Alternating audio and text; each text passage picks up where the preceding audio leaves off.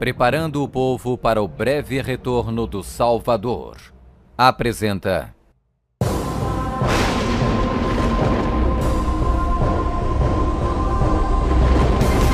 Quem é a besta citada no livro do Apocalipse?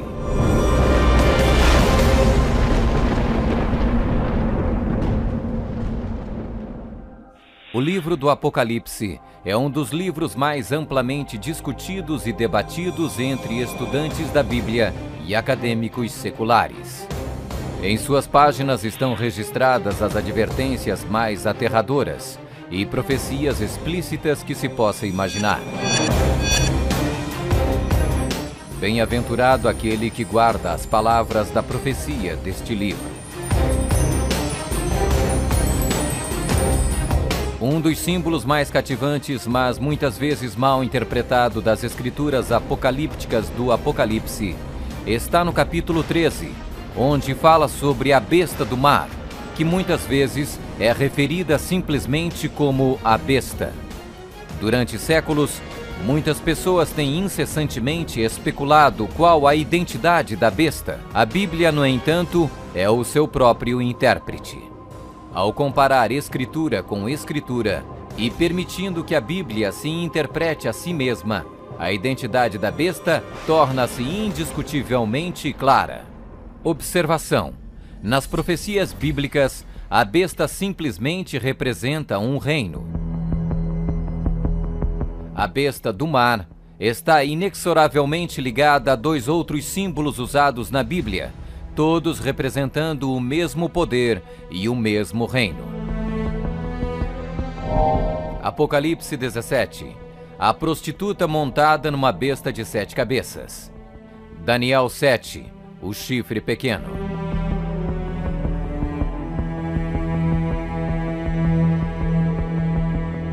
Quando comparamos Escritura com Escritura, a identidade deste poder anticristo torna inevitavelmente óbvio. 15. Características que identificam o poder da besta.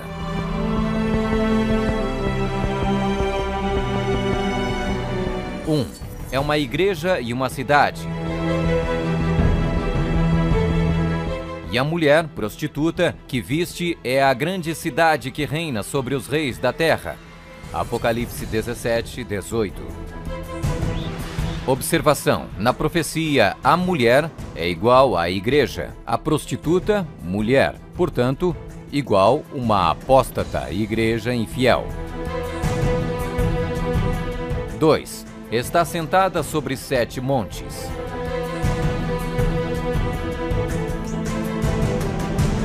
Aqui está a mente que tem sabedoria. As 7 cabeças são 7 montes, sobre os quais se senta a mulher. Apocalipse 17, 9.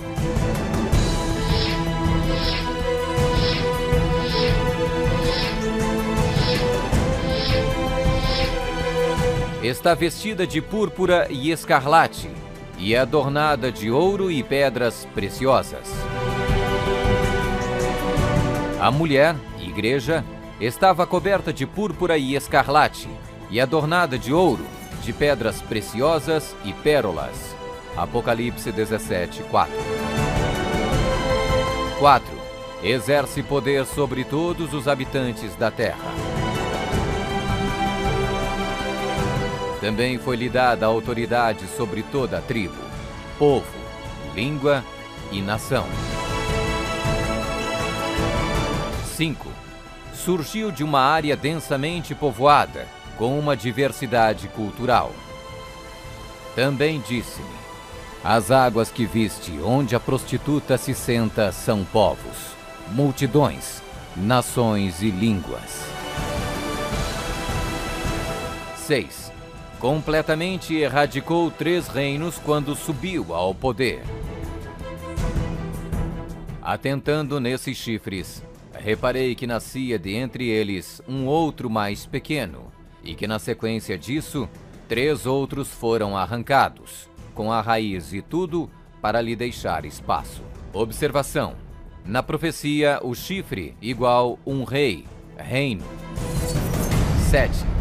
Faz guerra com os santos.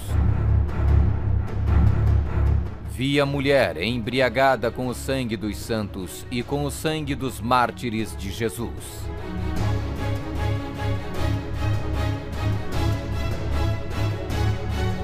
Oito. Tem um único homem que age e fala por todos. Eis que neste chifre havia olhos, como os de homem, e uma boca que falava com grande insolência. 9. O soberano deste reino se levanta contra tudo que se chama Deus.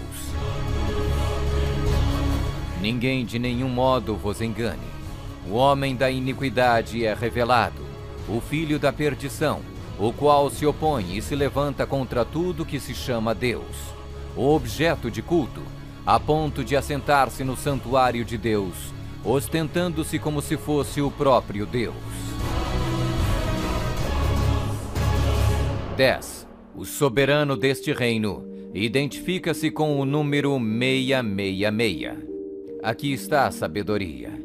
Aquele que tenha entendimento, calcule o número da besta, pois é número de homem. Ora, esse número é 666.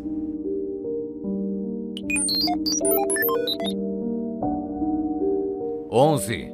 Fala arrogâncias e blasfêmias. Foi-lhe dada uma boca que proferia arrogâncias e blasfêmias. 12. Tentou mudar o calendário e a lei de Deus. E cuidará em mudar os tempos e a lei.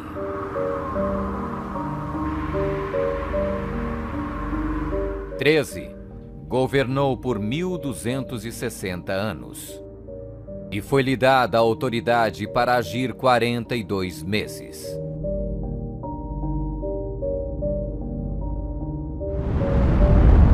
Observação: um dia profético igual um ano literal. Ano lunar, 354 dias. Ano solar, 365 dias. Ano bíblico lunisolar, uma média de 360 dias. 42 meses, igual 3,5 anos, igual 1260 dias. 1260 dias proféticos, igual 1260 anos. 14. Sua autoridade foi destituída por um poder civil e foi tomada em cativeiro. Se alguém leva para cativeiro vai. Se alguém matar à espada, necessário é que seja morto à espada. Observação: a espada aqui indica o poder civil. 15. Foi mortalmente ferida, mas acabará por se recuperar.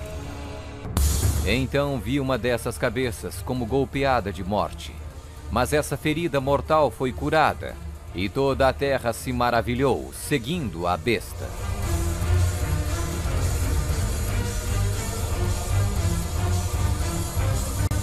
É uma igreja e uma cidade. Está sentada sobre 7 montes. Está vestida de púrpura e escarlate, e adornada de ouro e pedras preciosas. Exerce poder sobre todos os habitantes da terra. Surgiu de uma área densamente povoada, com uma diversidade cultural. Completamente erradicou 3 reinos quando subiu ao poder. Faz guerra com os santos. Tem um único homem que age e fala por todos. O soberano deste reino se levanta contra tudo que se chama Deus. O soberano deste reino identifica-se com o número 666. Fala arrogâncias e blasfêmias. Tentou mudar o calendário e a lei de Deus. Governou por 1260 anos. Sua autoridade foi destituída por um poder civil e foi tomada em cativeiro. Foi mortalmente ferida, mas acabará por se recuperar. Somente um poder na história corresponde com todos estes detalhes da descrição profética. A Igreja Católica Romana. Vamos conferir. A Igreja Católica Romana. 1. É uma igreja e uma cidade. A Igreja Católica Romana e a cidade e estado do Vaticano são sinônimos. O Tratado de Latrão, Papa Pio XI, Mussolini, 1929, declarou o Vaticano um estado independente e reconheceu a soberania do Papa dentro da cidade. Os pactos consistiam de um tratado político que criou a cidade-estado do Vaticano e deu reconhecimento total da soberania à Santa Sé. 2. Está sentada sobre 7 montes. Roma. A cidade das 7 colinas.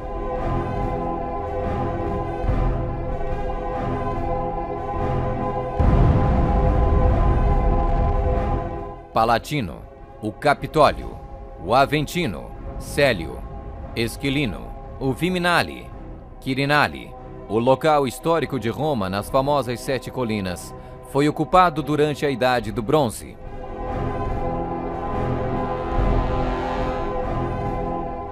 3. Está vestida de púrpura e escarlate e adornada de ouro e pedras preciosas. A cor para os bispos e outros prelados é púrpura, para os cardeais é escarlate. A cruz peitoral deve ser feita de ouro e decorada com pedras preciosas. Observação: havia 4 cores determinadas por Deus para serem usadas pelos sumos sacerdotes: ouro, azul, púrpura e carmesim. Disse o Senhor a Moisés: fala aos filhos de Israel e diz-lhes que nos cantos das suas vestes façam borlas pelas suas gerações, e as borlas em cada canto presas por um cordão azul. E as borlas vos serão, para vendo-as, vos lembreis de todos os mandamentos do Senhor, e os cumprais. E não seguirei os desejos do vosso coração, nem os dos vossos olhos, após os quais andais adulterando, para que vos lembreis de todos os meus mandamentos e os cumprais, e santos sereis a vosso Deus. 4. Exerce autoridade sobre todos os habitantes da terra. Nós definimos que a Santa Sé Apostólica e o Pontífice Romano têm a supremacia sobre todo o mundo, sobre o qual não existe autoridade superior. O Papa Gregório se declara como direto herdeiro da comissão ilimitada sobre todas as almas. 5. Surgiu de uma área densamente povoada com uma diversidade cultural. A Igreja-Estado Católica Romana surgiu do meio de 10 tribos, monarquias originais da Europa. Anglo-saxões, Inglaterra; germanos, Alemanha; visigodos, Espanha; francos, França; lombardos, Itália; burgundos, Suíça; suevos, Portugal; érulos; ostrogodos; vândalos;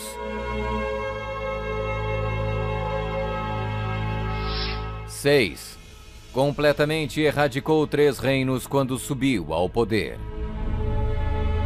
A história registra que o Papado de Roma eliminou 3 das 10 originais tribos da Europa: os vândalos, 454 d.C., os érulos, 493 d.C., os ostrogodos, 538 d.C.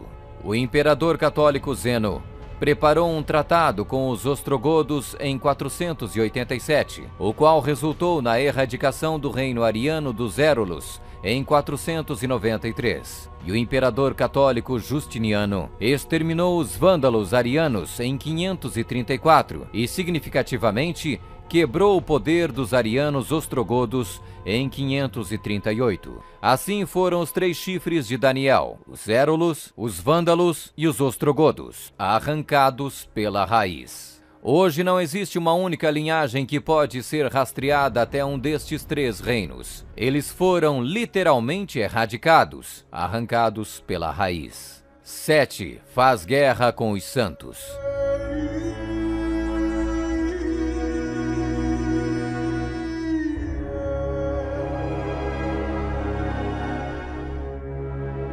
Que a Igreja de Roma derramou mais sangue inocente do que qualquer outra instituição que tenha existido na humanidade não será colocada em dúvida por nenhum protestante que possua bons conhecimentos de história. É impossível formar uma ideia completa do enorme número de vítimas, e é quase certo não existir poder de imaginação capaz de compreender adequadamente seu sofrimento.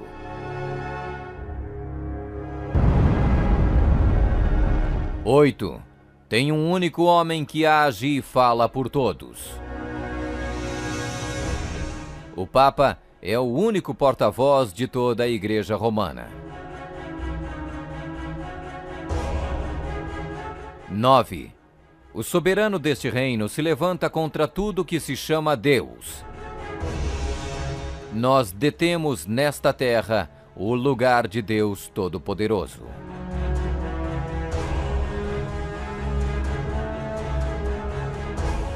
10. O soberano deste reino identifica-se com o número 666. A tríplice coroa do Papa tem a inscrição Vicarius Filii Dei, que em latim significa o vigário do Filho de Deus. O valor numérico do título blasfêmico é 666.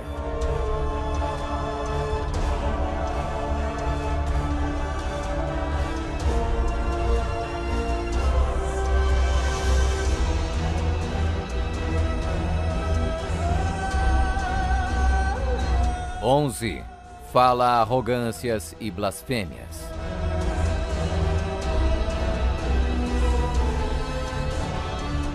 A Sagrada Escritura define blasfêmia como 1. Afirmam ser Deus na terra. O Papa não é apenas o representante de Jesus Cristo, mas ele é Jesus Cristo, ele mesmo oculto sob o véu da carne. 2. Afirma o poder de perdoar pecados. Esta autoridade judicial irá até mesmo incluir o poder de perdoar pecados. 3. Perseguir o povo do Altíssimo em nome do Altíssimo. Devemos classificar a Inquisição como uma das manchas mais negras dos registros da humanidade. Alguns historiadores estimam que mais de 100 milhões de pessoas foram mortas pela Igreja Romana durante a Inquisição. Sob um véu de cristianismo, a besta perseguiu e matou os verdadeiros seguidores de Deus e outros que não conformaram com suas regras. 12. Tentou mudar o calendário e a lei de Deus. O Papa é de tão grande autoridade e poder que pode modificar, explicar ou interpretar mesmo as leis divinas. O domingo é uma instituição católica e sua pretensão de observância pode ser defendida somente em princípios católicos. Do início ao fim das Escrituras, não há uma única passagem que justifique a transferência do culto público semanal do último dia da semana para o primeiro. A Igreja Católica declara naturalmente ter sido a mudança do sábado para o domingo um ato seu, e o ato é um sinal de sua autoridade eclesiástica. Observação: esta mudança não foi simplesmente uma troca de dias de culto, foi uma mudança de calendários. No século IV, Roma adotou um falso calendário pagão e proibiu o calendário lunisolar bíblico.